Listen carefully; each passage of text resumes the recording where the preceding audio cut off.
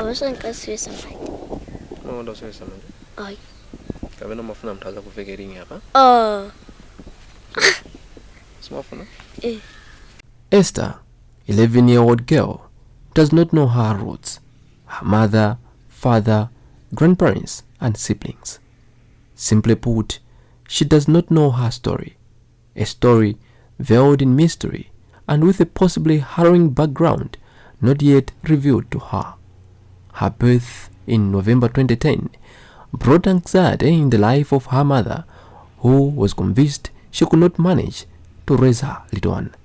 She went ahead to dump little Esther in a public pit latrine in Mzuzu City's Chiwanja Township after breastfeeding her for just some hours.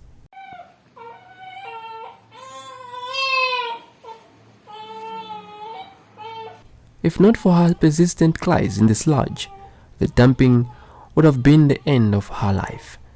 But some people within the area heard the cries and destroyed the pit latrine to rescue the innocent baby. Her mother had already fled and her whereabouts remain unknown to this day. But the truth is that she is living with a modified story. It is a story that once she is assessed to be mature enough will be gradually altered until all the factual bits are divulged to her. In fact, these kids, those who have said they are abandoned one, we commit ourselves as a real parent.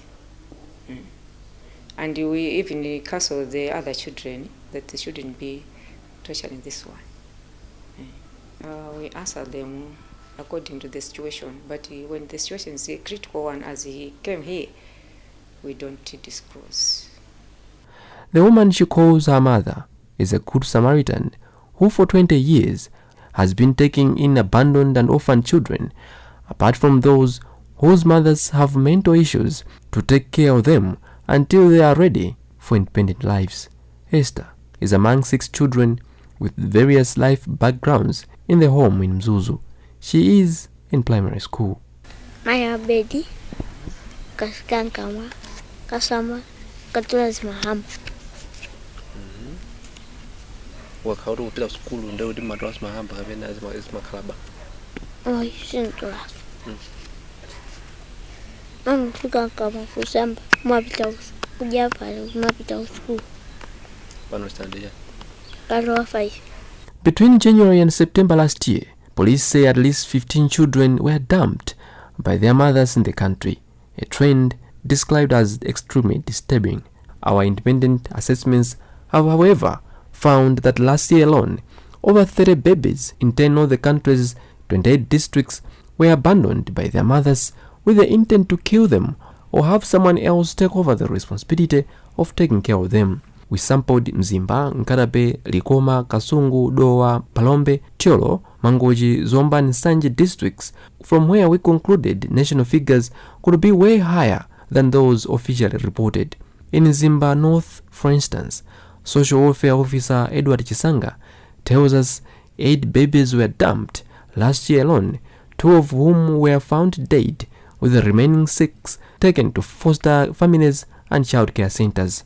In our assessment, we also found out that districts such as Likoma does not have any childcare center and they would depend on a rest house before ferrying the baby to Mzuzu, which has a privately owned childcare home. Although laws such as the Child Care Protection and Justice Act state that the government has to protect children, our investigations have found out that such responsibility is not being sufficiently fulfilled.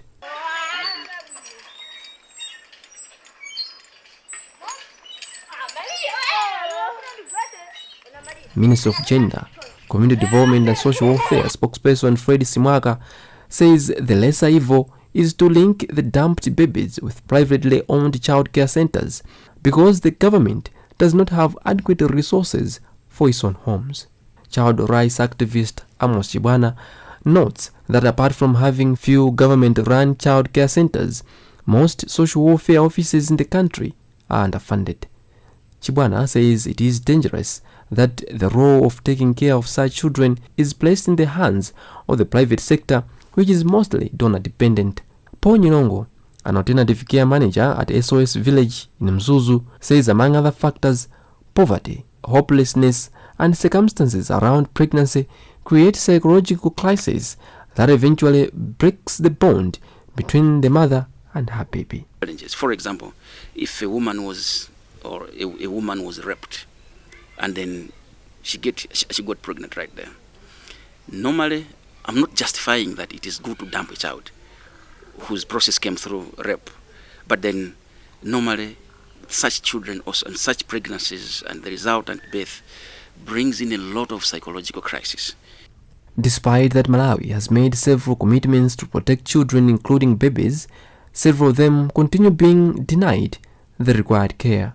For foster mothers like Esther's, there is joy in raising the little ones in their care and tears in finally letting them know that they were all along living twisted stories.